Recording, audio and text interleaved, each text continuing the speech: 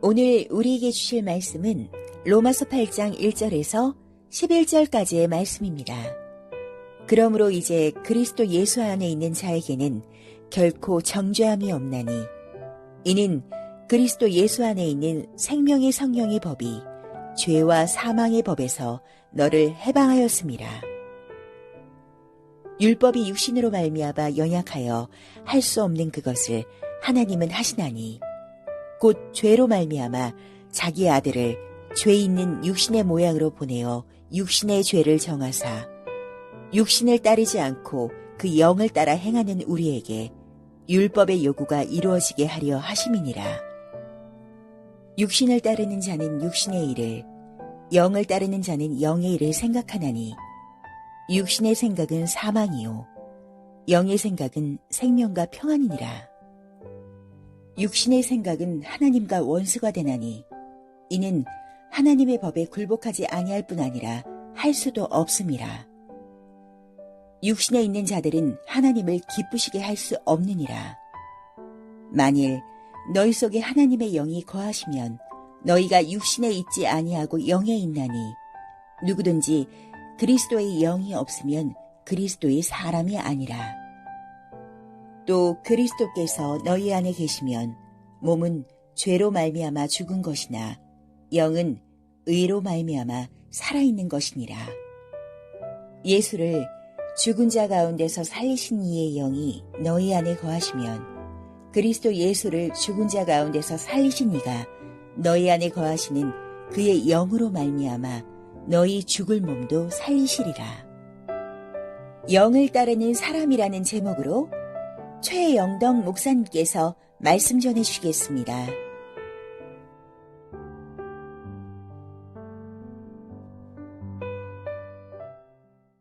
우리는 기독교인으로서 어떠한 삶을 살아가고 또한 어떠한 사람으로 삶을 영위해가고 있습니까? 오늘 본문을 통해서 다시 한번 하나님의 은혜를 우리 것으로 만들고 또 마음을 다잡는 귀한 시간 되기를 원합니다. 1절부터 3절, 죄라는 게 무엇인가? 참 죄는 무섭습니다. 관역판이 있는데 빗나가는 것이 죄고 다다르지 못하는 것이 죄입니다.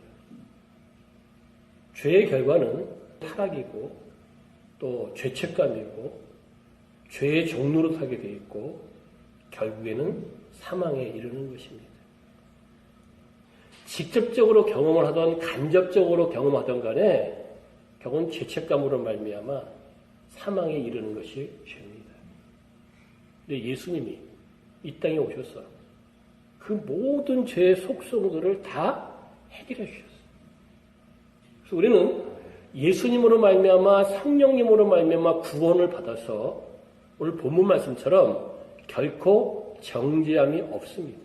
영원히 사는 것도 있고 하나님의 자녀된 것도 있는데 그 중에서 가장 그 마음을 늘 괴롭히게 하는 죄에 대한 어떤 정죄함이 없다는 거예요. 1절 예수 안에 있는 자에게는 결코 정죄함이 없다와 2절 예수 안에 있는 생명의 성령의 법이 죄와 사망의 법에서 너를 해방하였다에 대한 해석을 해봅니다. 두 가지 견해를 살펴봅니다. 첫째, 이단 구원파입니다. 예수를 믿는 순간 예수님으로 말미암아 과거, 현재, 미래의 죄가 현 삶 속에서 실질적으로 다 해결되었다고 주장을 합니다.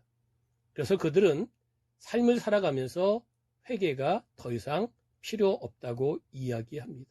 잘못된 해석입니다. 두 번째, 정통 기독교입니다.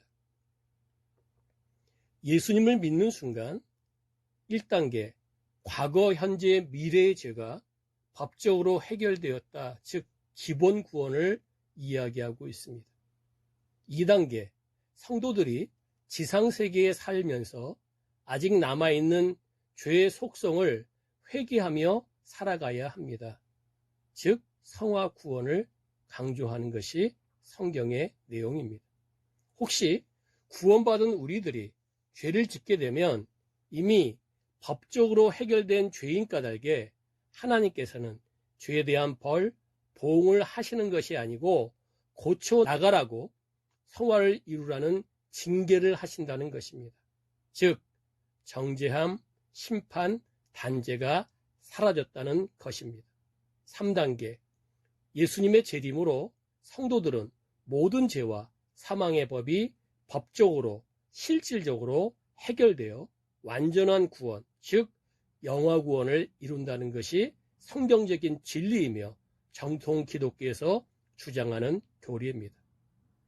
예수 안에 있는 우리는 결코 정죄함이 없습니다. 죄에 대한 심판, 단죄가 사라졌습니다. 예수님으로 말미암아 성령님으로 말미암아 구원함을 받아서 영생을 얻었을 뿐만 아니라 하나님의 자녀 됐을 뿐만 아니라 특별히 정죄함이 사라졌다 하는 것을 본문은 이야기하고 있습니다. 우리는 그러한 존재예요. 자, 그러면 우리는 이제 어떻게 살아야 되는가? 4절. 이제는 육체의 욕심에 따라서 살면 안 되는 거예요. 영의 요구에 따라 사는 것이지요.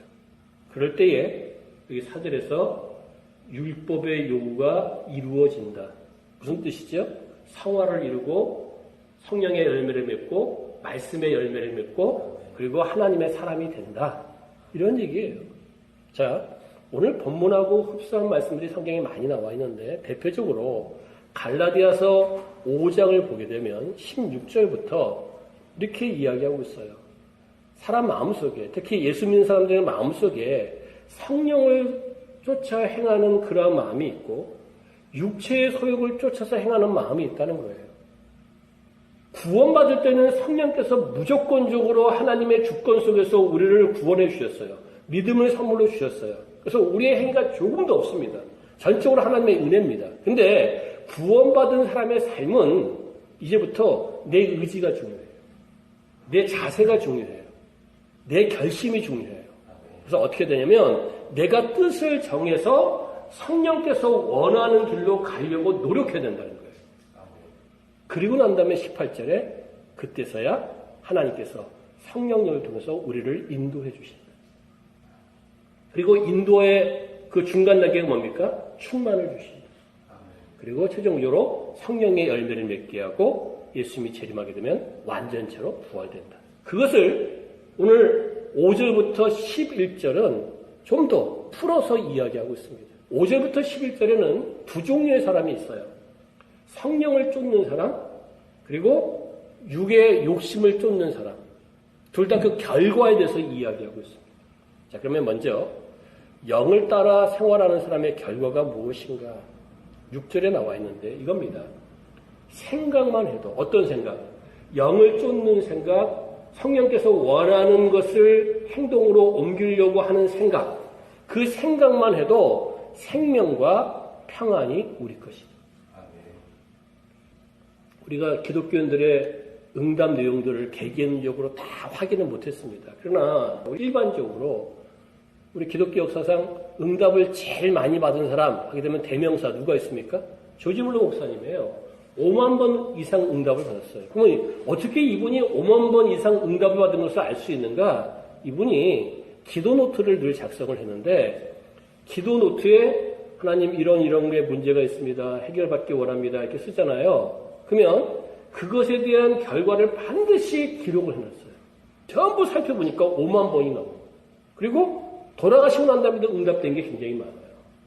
그 노트를 살펴보니까요. 이런 내용도 있어요. 오늘 아침에 기도를 했어요. 오늘 새벽에 기도를 했어요. 오늘 낮에 기도를 했어요. 저녁 때, 밤에, 하루가 가기 전에 응답받은 것이 10,000번이나 돼요. 부럽죠? 정말 부러워요. 근데 또 하나 느끼는 게 뭐냐면 생각만 해도 응답받은 게 굉장히 많다는 거예요. 빌립보서 4장 8절에 보면 염려 대신 기도하라. 그리고 염려 대신 뭐 하라? 항상 하나님께서 원하는 가치 있는 것들을 생각하라. 거기 보니까 진리, 경건, 의, 정결, 사랑, 칭찬, 덕, 기림. 기림이라는 것은 찬양의 가치를 얘기합니다. 이런 것들을 생각하게 되면 그 생각한 것들이 결국은 행동으로 나오잖아요. 그 행동으로 옮기게 되면 평강에 하나님이 함께 하신다는 거예요. 하나님이 평강만 주는 것이 아니라 그 평강을 주신 하나님 전체가 함께 하신다는 거예요. 생각만 바로 해도 응답은 우리 것이고요. 생각만 바르게 해도 하나님이 함께 하신다는 거예요. 그것을 이야기하고 있습니다. 두 번째는 9절 상반절에 나와 있는데 비로소 성령 곧 하나님의 영이 함께 하신다. 내가 생각하고 성령을 쫓아서 생활을 하고 행동에 옮겼더니 성령께서 거해 주셔요. 거해 주신다는 것은 인도해 주신다는 것이고요. 아까 이야기한 것처럼 더 발전시키게 되면 충만히 임해 주신다는 거지요. 지금은 다 핸드폰이 있어요. 근데 핸드폰이 없던 시절에 공중전화를 가지고 집에 전화를 하고 또 사람들에게 전화를 합니다. 주황색 공중전화 기억나죠? 그 지금은 철로 만든 공중전화가 있어요. 근데 그 중간에 공중전화가 몇 개 있었어요. 그 중에 하나가 뭐였냐면 군청색. 기억나는가 모르겠어요. 요만하게 미니로 이렇게 만든 게 있어요. 근데 이제 그거는 10원짜리는 되고 100원짜리는 되는데 50원짜리가 안 돼. 단점이 있어. 전화를 하려고 좀 사줘봤더니 그 전화기가 있어요. 100원짜리 가지고 수화기를 딱 들었다가 수화기를 다시 내려놨어요. 왜 그랬을 것 같아요? 저만 알죠? 네? 네, 거기 보면 전자식으로 되어 있거든요. 동전, 충만 이렇게 써 있어요. 동전이 꽉 차 있어갖고 이제는 전화가 안 된다는 거야. 저는요, 충만이라는 단어가 기독교에서만 사용되는 줄 알았어. 근데 세상에서도 사용을 하더라고요. 여기서 얼마만큼 성령이 나를 지배하고 있어요. 사실 이런 말은 좀 어폐가 있겠지만 한 50%? 60%? 70%? 100% 성령께서 우리를 지배해야 돼요. 그럴 때에 그 사람이 참다운 크리스찬으로서의 삶을 살아갈 수가 있는 것이지요. 성령은 구약시대나 신약시대나 동일하십니다. 그렇죠? 근데 구약의 역사신 성령과 신약의 역사신 성령이 조금 차이가 있어요. 구약은 특별한 사람을 선택해서 성령 충만을 줬어요. 그걸 사용하셨어요. 근데 신약은 믿는 자 누구에게나 성령이 임하십니다. 근데 특별히 어떤 자에게? 성령을 쫓아 행하려고 노력하는 자에게 성령은 역사십니다. 그리고 인도가 되고 겨운 충만이 있다는 것을 오늘 본문은 성경은 이야기하고 있습니다. 자, 그러면 성령 충만한 사람은 어떠한 결과가 또 있는가? 9절 하반절에 봤더니 그리스도의 사람이 됩니다. 그러면 그리스도의 인을 다시금 축약시켜서 표현을 하게 되면 작은 예수예요. 성령 충만한 사람이 작은 예수라는 소리를 듣는 거예요. 예수 믿는다고 다 작은 예수가 되는 게 아니에요. 이 과정이 있는 거예요. 성령을 쫓아 행하고 성령의 영이 거하고 그리고 그리스도의 사람이 될 때에 작은 예수로서의 역할을 감당할 수가 있는 거지. 그리고 10절입니다. 영은 의로 말미암아 살아있게 되어 있다. 무슨 얘기예요? 결국 그 작은 예수는 영향력을 주게 되어 있다는 거예요. 가정에서, 직장에서, 삶의 터전에서. 우리가 팀 켈러 선호합니다. 팀 켈러의 그 대명사가 뭡니까? 닉네임. 이거예요. 바른 신학의 선구자. 미국이 지금 많이 신학적으로 작용화가 되고 있잖아요. 자유주의가 되고 있잖아요. 그래서 꿋꿋하게 하나님 말씀이 이렇다. 어떻게 보면 목숨 걸고 얘기하고 있는 대표적인 목사님 중에 한 분이에요. 늘 제가 얘기했던 A.W. 토저는 바른 신앙의 대표자예요. 그분의 책을 읽어보면 신앙은 이런 것이구나 하는 것을 느끼게 됩니다. 카일 아일드먼, 이분은 움직이는 신앙인이에요. 많은 도전을 우리에게 줍니다. 로이드 존스 목사님은 성경에 빠져서 생활하시는 분이에요. 이분들이 그냥 그런 닉네임을 얻은 게 아니에요. 이 과정을 다 겪었기 때문에 가능한 겁니다. 우리도 가능할 수 있어요. 어떻게? 이대로 살면 되는 거예요. 그러면 우리도 영향력을 나타내게 돼 있다 하는 것을 오늘 본문은 이야기합니다. 그리고 11절 뭐라고 얘기하고 있어요? 결국 예수 그리스도로 말미암아 죽은 몸도 산다. 완전히 예수님이 재림하게 되면 영화 구원을 이룬다. 완전체가 된다 하는 것을 이야기하고 있습니다. 일본의 기독교인은 1%도 안 됩니다. 근데 참 훌륭한 기독교인들이 많아요. 그중에 우리가 잘 보는 우찌무라 간조, 아시죠? 이분은 책을 많이 썼는데 그 중에 한 책이 1일 인생이라는 책이 있어요. 제가 그 책을 읽으면서 어느 날 그래 맞다 하는 것이 몇 가지 있는데 그 중에 하나를 소개합니다. 책에서 이렇게 얘기하고 있어요. 세상에는 수많은 권력이 있다는 거예요. 돈 많은 사람들 금권, 그렇죠? 또 지식 많은 사람들 뭐 직권, 정치적인 힘을 갖고 있는 사람은 정권, 그렇죠? 또 언론의 힘을 갖고 있는 사람들은 뭐 언권, 뭐 수많은 권력이 있죠. 근데 이 권력을 이길 수 있는 권력이 딱 하나 있다는 거예요. 뭐예요? 영권이에요. 영적인 사람은 이 권력을 초월해요. 우리가 세상을 살면서 언론에 끌려가고 물질 갖고 있는 사람에게 끌려가고 하는 이유가 뭐냐면 영의 사람이 되지 않아서 그래요. 영의 사람이 되게 되면 이거 다 초월합니다. 다 이기게 돼 있어요. 왜? 영의 사람은 다르게 표현하게 되면 하나님을 쫓아 생활하는 사람이에요. 성령을 쫓아 생활하는 사람이에요. 어떤 권능보다도 최고의 권능을 가진 존재일 수밖에 없는 것이죠. 여러분들 우리가 그런 존재가 되기를 원합니다. 아멘. 근데 여기 5절부터 11절에 두 번째 종류의 사람, 육신을 따라 사는 사람의 모습이 나와 있어요. 이것은요, 믿지 않은 사람의 모습도 되고요, 믿지만, 구원은 받았지만, 내 육신의 소욕대로 사는 사람의 모습도 되는 거예요. 첫째가 6절의 사망이에요. 사망에는요, 플러스 알파가 필요 없습니다.